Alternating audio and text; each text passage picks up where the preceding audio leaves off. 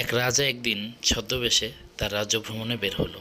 দেখলো এক গরিব কৃষকেরও খুব ভালো একটি গরু রয়েছে, যেটা ঘাস খায় অল্প, কিন্তু আল্লাহর রহমতে বরকতের কারণে প্রচুর পরিমাণে দুধ দিয়ে থাকে।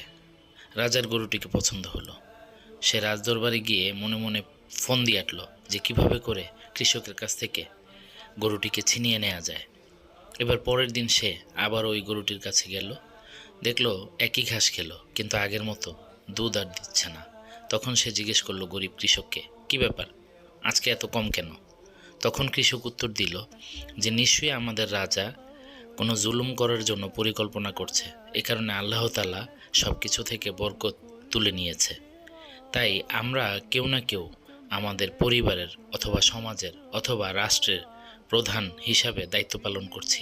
আমরাও যদি কোনোভাবে কাউকে জুলুম করার পরিকল্পনা করি, তাহলে আল্লাহ সব কিছুতে ঠিক এভাবে বরকত উঠিয়ে নিয়ে যাবে।